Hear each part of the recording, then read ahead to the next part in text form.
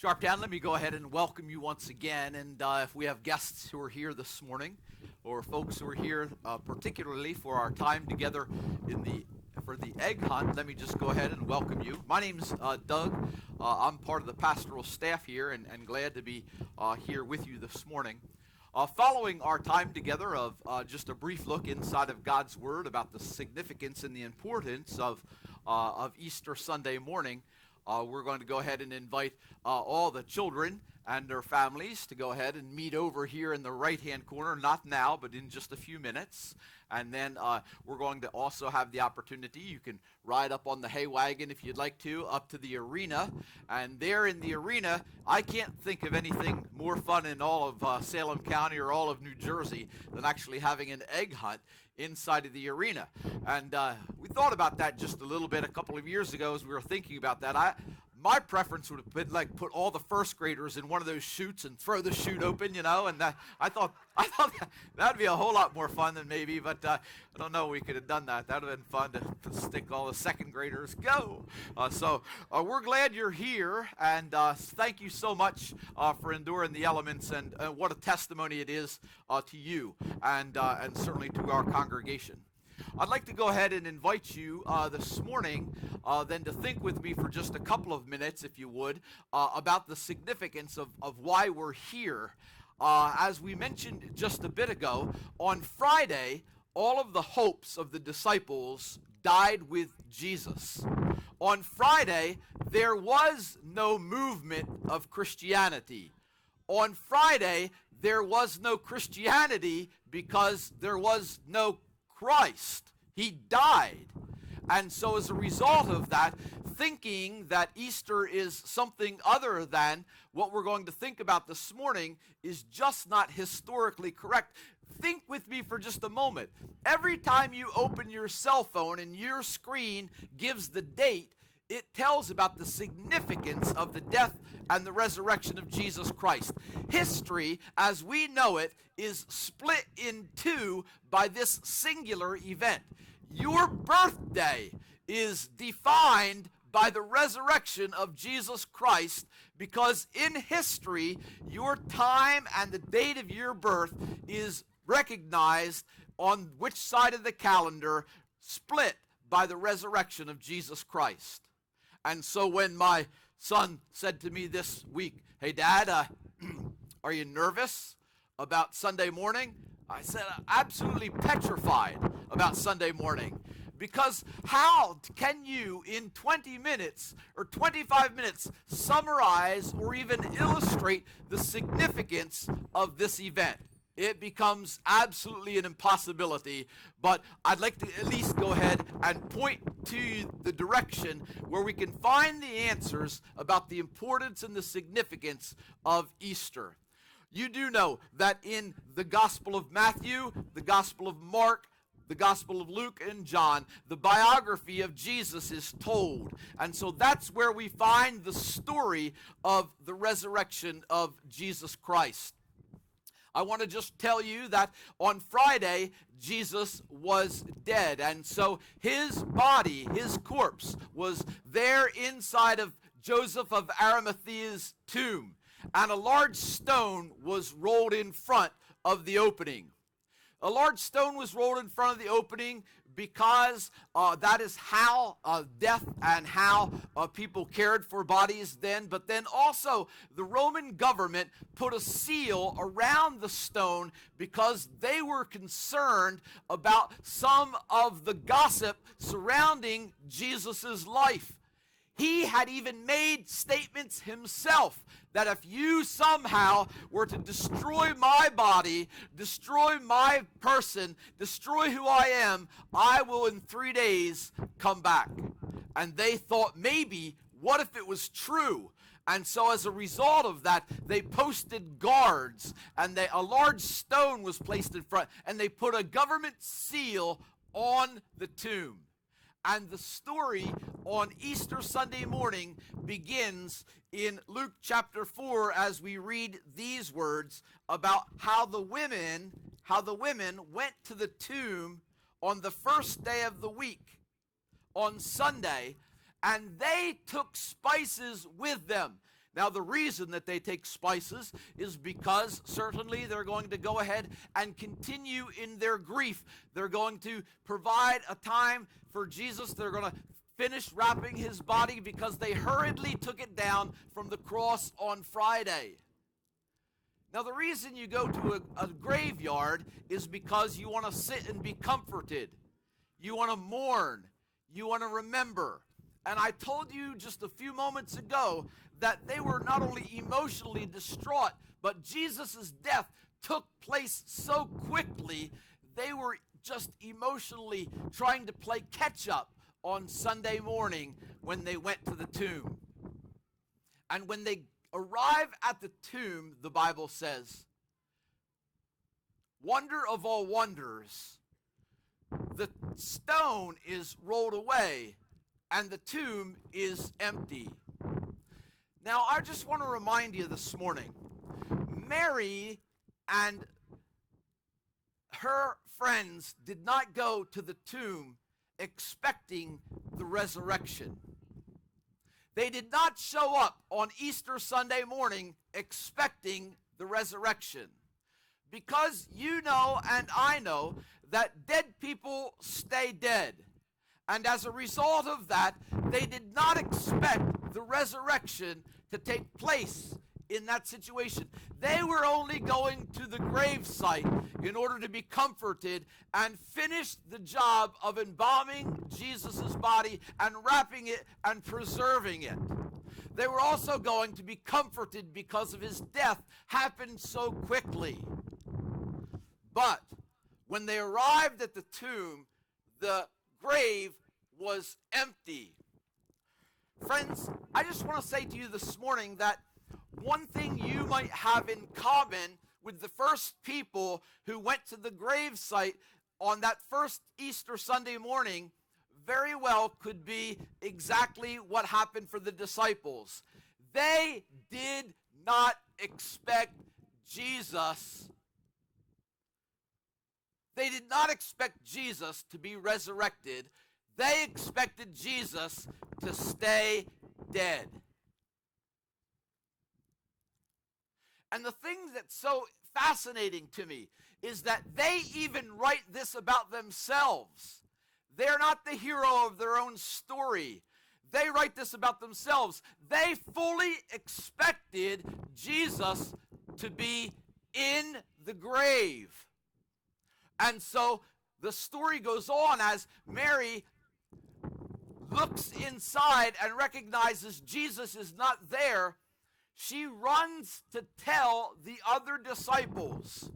And as she runs to tell the other disciples, she uses these words. They've taken Jesus, and the body is not there.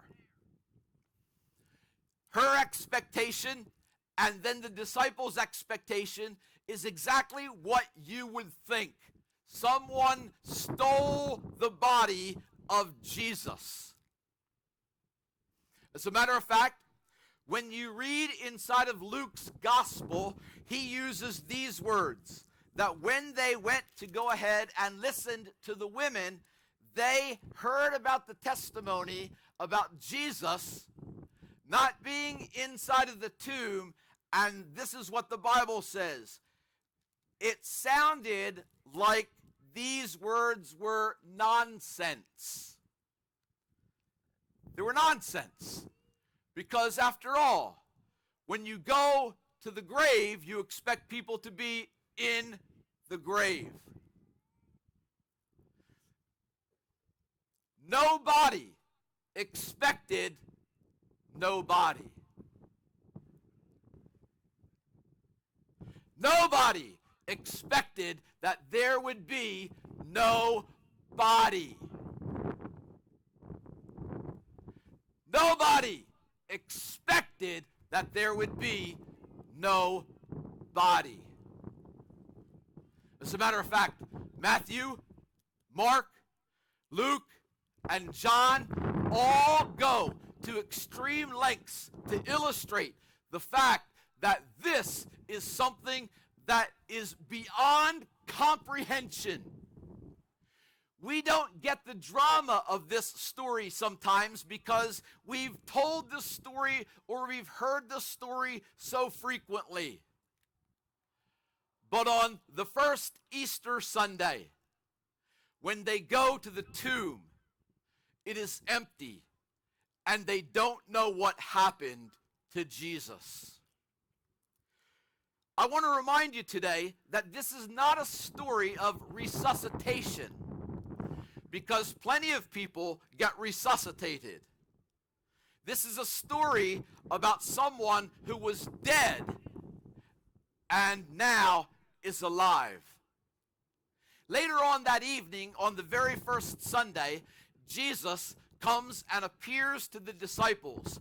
They are behind a locked door because they thought, listen, if they killed the leader of the movement and we were his followers, they're surely going to come and kill us too. And so as a result of that, they locked themselves and sequestered themselves behind a locked door. Jesus comes and appears before them, and he reminds them, don't you remember that I told you that I was going to go ahead and be killed, but yet that was not the end of the story. See, it is me. Come, put your hands here, touch me. And by the way, do you have anything to eat? And I am alive again. And then Jesus says these words in Luke's gospel. I can't tell you how important this is. He says this, you are witnesses of these things. Listen, this morning, Easter, the reason why we're here is because of the resurrection of Jesus Christ. It is a historical event, and people were eyewitnesses to the reality that Jesus was dead and then has come back to life.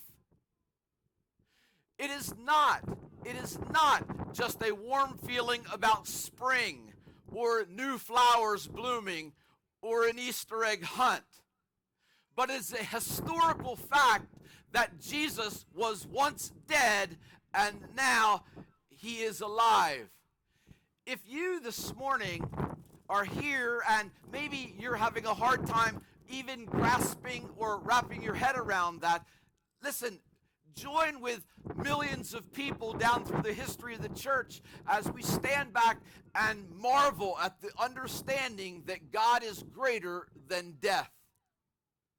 The Bible reminds us and tells us that Easter is rooted and grounded in a historical fact where there were actual eyewitnesses. Matthew, Mark, Luke, John, Peter, James. Oh, by the way, James, he's the brother of Jesus. Let me just ask you this morning, if your brother told you that you had to go ahead and tell him or at least claim him to be the Lord of your life, how do you think that would go over?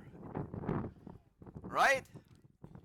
James, Paul. Listen, friends, something radical happened in the lives of these individuals. Something radical happened in the lives for these men and these women. For instance, Peter, he believed.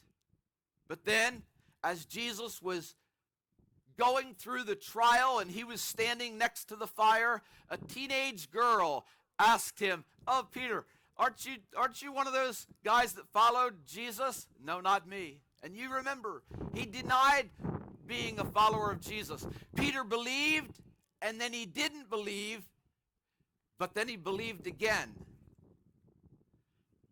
Friends, this morning, this Easter, I wonder if that's your story. I wonder if it's your story this morning, that when you were younger, you believed in the fact that God could do something supernatural, like a dead man comes back to life. And you believed that. But somehow, because of a college philosophy class, somehow because of tragedy in your life, somehow because of pain in your circumstance, somehow because of situations that life is hard, somehow because of addiction, somehow because of untimely financial problems, somehow something's happened inside of your life, and you would be like Peter, that once you believed and now you don't believe. And I want to say to you, this Easter Sunday is your moment. Believe again. This Easter Sunday is your invitation. Believe again. This Easter Sunday, something has dramatically happened that has changed the world. Not only your world and my world, but our world. Jesus Christ was dead, and no longer is he dead, but he is alive. All world religions talk about the idea of an immortality. But listen, Christianity is the only faith in the world that validates and stands behind a resurrected person who is the Son of the living God. Now, I just want to invite you, as we close our time together, maybe it's possible that this Easter Sunday becomes a little different for you. Maybe it's possible that it's different for you because you might actually kind of identify with the disciples, that maybe that you don't believe, but now something's happened for you that you do. The thing that makes a difference for them is they see Jesus Christ alive again. If you were to read Peter's story, not only in the Gospels, but then in 1 Peter and 2 Peter, he would tell you this: the reason I believe in Jesus Christ, is because I saw him dead, I saw him buried, and then I saw my friend alive again. Christianity stands today rooted and grounded in a historical understanding of the fact that Jesus Christ is no longer in the tomb, but is indeed a living Lord. And I just want to tell you this morning, there is no greater news in all of the world than that. And if he has the capacity to walk out of the tomb, and he has the capacity to be alive after being dead, then that validates his claims about his personhood. If that's the case, then not only does it validate his claims to who he was, but also reminds us that we too can be victorious over sin and death because of him being alive. I'm going to invite the music team to come back up on the platform, and Kathy's music is somewhere over there by the arena, I think. Good luck finding that. We'll work that out somehow. Just in case you were wondering, that really is Terry Buckner behind those, that's hard to believe that that's him. He wanted to try to play the bass with his gloves on earlier this morning. I thought Terry and Kathy ought to change hats, but that's just my opinion. So we're going to close by singing an affirmation about the resurrection of Jesus Christ and about the importance. That's not it. Or maybe I'm going to dance a little.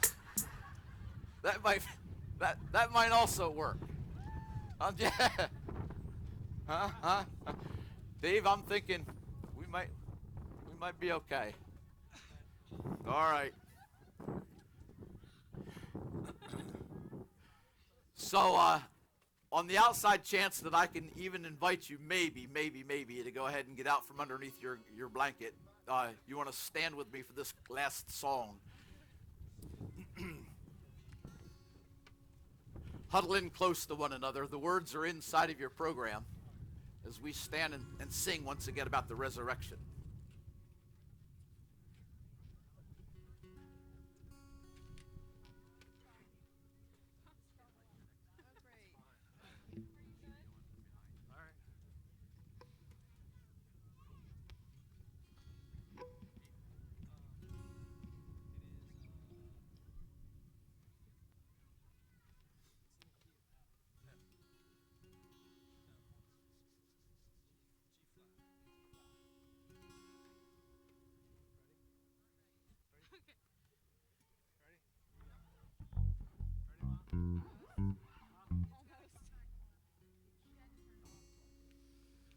Sorry, we're just waiting for the keyboard to come back on. It wanted to play drums. I don't know what was going on there.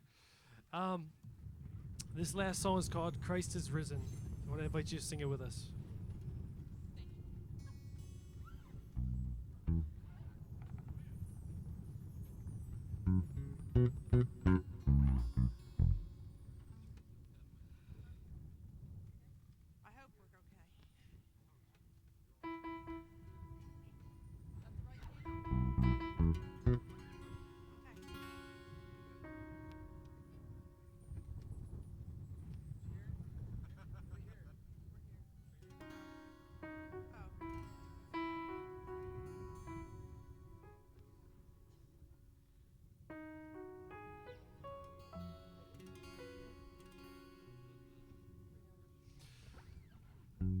It's amazing how different instruments are outside than what they are inside.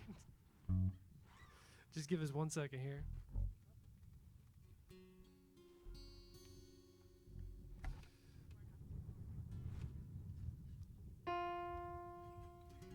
There it is. There it is. Everybody give a little clap. There it is. All right. It's back. Can we get ready? 1, 2, 3, 4.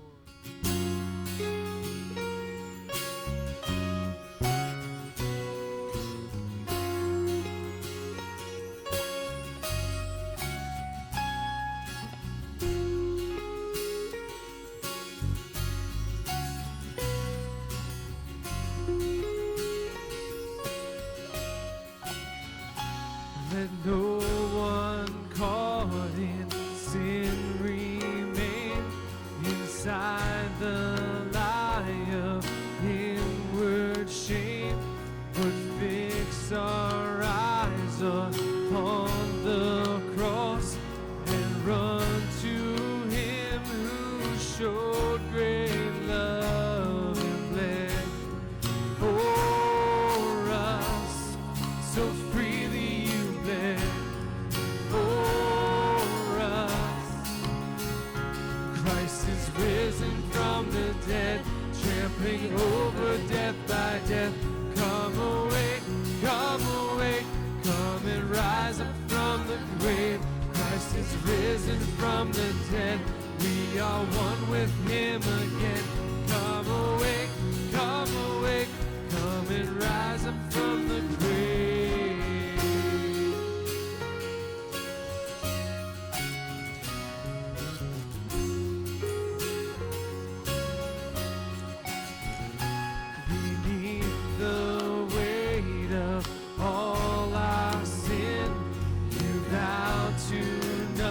But heaven's will, no scheme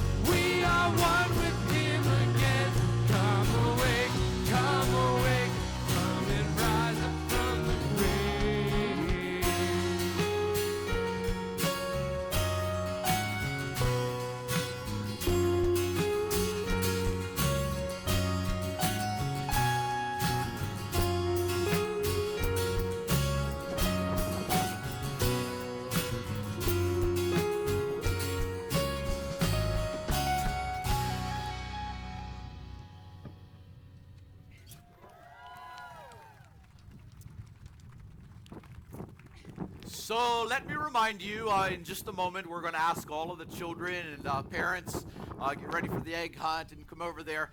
Jeremiah said instruments don't do so well outside. I thought probably people don't do so well outside anyhow, preachers included. But here's what I'm going to ask you. If you were in your car, I'd like you to get out of your car for the next 30 seconds, if you will, please. Jump out of your car for just a minute, okay? If you're in your car, all right. There you go. Good, thank you. We're going to affirm our faith. Now, one of the ways we've done this and continue to do this here at Sharptown Church is I am going to say, He is risen, and you are going to respond by saying, He is risen indeed.